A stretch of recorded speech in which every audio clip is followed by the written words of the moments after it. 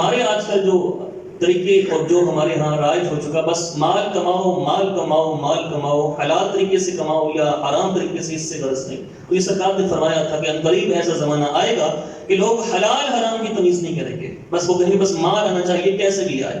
اور ہم ایسی قوم بدبختی کے ساتھ بن چکے ہیں کہ لوگ کہتے ہیں فلاں ایم ایل اے، فلاں ایم پی اے، فلاں منسٹر، فلاں وزیر اعظم نے کرپشن کی، فلاں نے کیا، فلاں نے یہ کیا، فلاں نے وہ کیا۔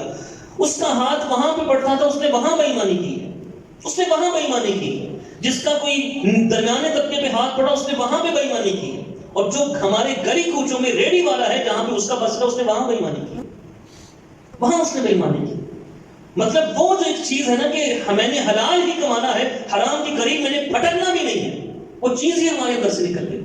بس یہی ہے کہ مال آئے میرے پاس، اور جیسے بھی آئے میرے پاس مال آنا چاہیے، جیسا بھی آئے مجھے مال چاہیے، مال چاہیے، چاہے وہ حلال کا ہو چاہے وہ حرام کا ہو۔ اور یاد رکھیے حدیث پاک کا مفہوم ہے کہ جس نے ایک لقمہ حرام کا کھایا، ایک لقمہ، 40 دن تک اس کے فرض قبول نہیں ہوتے۔ ایک لقمہ حرام کمایا، حرام کا کھایا، 40 دن تک اس کے عمل قبول نہیں ہوتے۔ اور یہ کس کے لیے؟ بھائی میرا ایک سٹیٹس بنے، میری اولاد کے لیے اچھا بنے۔ یاد رکھیے گا اولاد کے لیے سب سے بڑی چیز زمین جائیداد نہیں ہے نہ۔ آپ کہیں گے بھئی میں اچھی جائیداد بنا کے چلا جاؤں، نہیں، کئی ایسی جائیدادیں والے آئے کہ بعد میں ان کے جانے کے بعد اولاد نے وہ 2-4 سال میں ساری جائیداد کو دنیا میں کر کے رکھ دیا۔ آپ کے سامنے مثالیں موجود ہوں گے۔ اولاد کے لیے والدین کا سب سے بہترین تحفہ اس کو علم دینا، تعلیم دینا اور اس کی اچھی تربیت کرنا، بس۔ باقی جو اولاد کے مقدر میں اس کو ملنا ہے۔ والدین جو اولاد کو دے سکتے ہیں وہ کیا دیں گے؟ تعلیم اور اچھی تربیت، بس یہ 2 چیزیں۔ اولاد کے لیے اولاد کی جائیداد پڑے، کوئی حلال حرام کی تمیز نہیں، اور کمال کما لے، چاہے وہ سود کے ذریعے آتا ہو۔ اور سودی نظام ہمارے معاشرے میں اس نے ہمارے نظام کا بیڑا غرق کر کے رکھ دیا، بیڑا غرق کر کے رکھ دیا۔ آپ صلی اللہ علیہ وسلم نے اس کے حوالے سے چند احادیث مبارکہ سنی گا، فرمایا کہ قیامت کے دن سود خور کو اس حال میں اٹھایا جائے گا کہ وہ دیوانہ اور مخبوط الحواس ہوگا، کبھی ادھر ٹکرے مارا کبھی ادھر ٹکرے مارا۔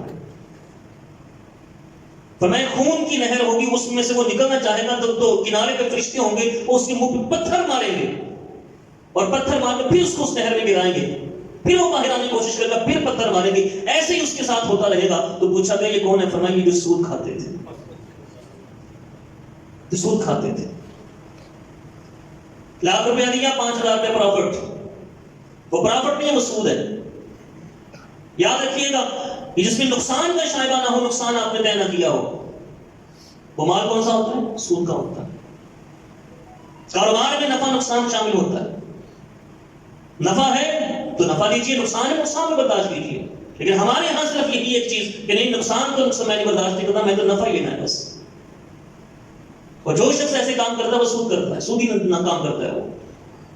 اور سرکار صلی اللہ علیہ وسلم کی حدیث پاک ہے، اور فرمایا سود کا ادنا درجہ یہ ہے، ادنا درجہ جیسے کوئی شخص اپنی ماں کے ساتھ 70 مرتبہ زنا کرتا ہے، 70 مرتبہ۔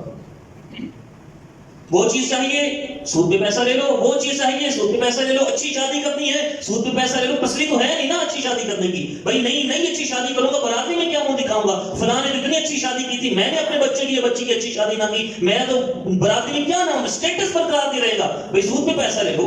اچھا مکان بنانا ہے سود پہ پیسہ لے لو، اچھی فیکٹری بنانی ہے، پھر کاروبار کو بڑھانا ہے سود پہ پیسہ لے لو، گاڑی نہیں لینی ہے سود پہ پیسہ لے لو، بس سود پہ لیتے رہو، ایسے بچ جائے گا۔ فرمایا مال حرام، جو حرام کا مال ہوتا ہے وہ حلال مال کو بھی ساتھ لے کر برباد ہوتا ہے، حلال مال کو بھی ساتھ لے کر برباد ہوتا ہے۔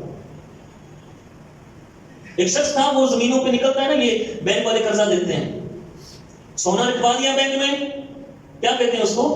سونا رکھوا کر جو پیسے لیتے ہیں۔ ایک تو رہن ہوتا ہے نا، رہن ہوتا ہے بالکل جتنا لیا اتنا ہی واپس کرنا، ایک ہوتا ہے وہ بینک والے اس پہ پیسے دیتے ہیں، پلج شادی نام اس کا۔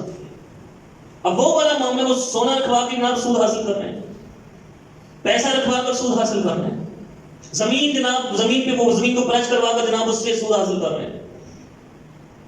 ایک شخص تھا، اس کے 15 ایکڑ تھے، 15 ایکڑ اس کے حصے ملا، ٹریکٹر لینے کا شوق پڑا کہ بھائی ٹریکٹر لوں اور نیا نکلوانا ہے، پیسے تو پاس نہیں ہیں، زمین پہ لے لو، زمین پہ پیسے لے لیے، ٹریکٹر لے لیا، ٹریکٹر لیا، تقریباً 7 سے 8 سال گزرے، صرف اس نے اپنی جو جان چھڑائی ہے، ساری زمین بیچ کر اس نے اپنی جان چھڑائی۔ سود کا جو مال ہوتا ہے وہ اصل مال کو بھی ساتھ لے کر جاتا ہے، لیکن ہمارے ہاں اس چیز کو بس نہیں، ہمیں پیسہ ملنا چاہیے جیسے بھی پیسہ ہے۔ اور آپ صلی اللہ تعالیٰ علیہ وسلم کی حدیث پاک فرمایا کہ سود خور کا نہ صدقہ قبول کیا جائے گا، نہ اس کا حج قبول کیا جائے گا، نہ اس کی کوئی صلہ رحمی قبول کی جائے گی۔ پھر آپ صلی اللہ تعالیٰ علیہ وسلم نے فرمایا کہ جو بندہ مال حرام حاصل کرتا ہے، اگر اس کو صدقہ کرے تو مقبول نہیں، خرچ کرے تو اس کے لیے برکت نہیں، چھوڑ کر مرے تو جہنم کا سامان بنے۔ حرام کا مال کما لیا، کما کر جناب گھر بھی بنا لیا، گاڑی بھی لے لی، جائیداد بھی بنا لی، مر گیا، اب کس سے کمایا ہے؟ بولو حرام سے کمایا، تو فرمایا جہنم کا سامان ہے وہ۔ پھر فرمایا اللہ برائی سے برائی کو نہیں مٹاتا، اللہ تعالیٰ نیکی سے برائی کو مٹا دیتا ہے۔ پھر فرمایا یہ بچوں کو خاص طور پہ، بچے ہر ایک کو بڑے پیارے ہوتے ہیں، فرمایا جو گوشت حرام مال سے پلا بڑا ہے، حرام مال سے پلا بڑا، جو گوشت حرام مال سے اگا ہے، حرام مال سے پروان چڑھا ہے، اپنا بھی اور بچوں کا، فرمایا جو گوشت حرام سے اگا ہے، پلا بڑا ہے، جنت میں کبھی داخل نہیں ہوگا، جنت میں داخل نہیں ہوگا، اور اس کے لیے آگ زیادہ بہتر ہے۔ تو اپنی سوچ کو، اپنی فکر کو ہمیشہ رزق حلال کی طرف لے کے آئے، کبھی اس کی طرف نہ بڑھیے کہ میں نے، میرے پاس آئے مال آئے کدھر سے آئے، یہ نہیں سوچنا، یہ نہیں سوچ آنی چاہیے کہ بھی کیسے آئے، حلال بھی آ رہا ہے کہ حرام آ رہا ہے۔ کوئی بہنوں کا حصہ دبا کر بیٹھا ہے، کوئی بھائی کا حصہ دبا کر بیٹھا ہے، کوئی کسی کا پلاٹ دبا کر بیٹھا ہے، کوئی کسی کے پیسے دبا کر بیٹھا ہے، اگلے جہاں نہیں جانا۔ اللہ تعالیٰ ہم سب کو یہ فکر کرنے کی توفیق عطا فرمائے۔ آپ صلی اللہ تعالیٰ علیہ وسلم نے ارشاد فرمایا، یہ فرمایا ایک شخص سے جو ہے وہ، اس کا ذکر ملتا ہے، وہ مسافر ہے، اور آپ کو حدیث پاک کا مفہوم معلوم ہوگا کہ مسافر کی دعا قبول ہوتی ہے۔ فرمایا مسافر ہے وہ، لیکن فرمایا اس سفر کی وجہ سے اس کے بال بھی گرد آلود ہیں، اور وہ دعا کرتا ہے یا اللہ یا اللہ یا اللہ۔ فرمایا اس کے ہاتھ اگرچہ وہ آسمانوں تک پہنچ جائے، اس کی کوئی دعا قبول نہیں ہوگی۔ کیوں نہیں ہوگی؟ اس کا کھانا حرام، اس کا پینا حرام، اس کا پہننا حرام۔ ہماری دعائیں قبول نہ ہونے کی بنیادی ایک وجہ رزق حلال نہ ہونا۔ اللہ تعالیٰ ہم سب کو رزق حلال کی توفیق عطا فرمائے۔ آپ صلی اللہ تعالیٰ علیہ وسلم نے سعد رضی اللہ عنہ سے فرمایا تھا، سعد اپنی غذا پاک کر لو، مستجاب الدعوات بن جاؤ گے، مطلب کہ جو دعا مانگو گے اللہ تمہاری دعا کو قبول فرمائے گا۔ غذا پاک کر لو۔ یہ اولیاء کرام سے کیوں کہا گیا اولیاء کرام سے دعا کرواؤ؟ وجہ یہ ہوتی ہے کہ ہمیشہ وہ حلال کھاتے ہیں، وہ حرام کی طرف نہیں پھٹکتے، وہ حلال ہی کھاتے ہیں۔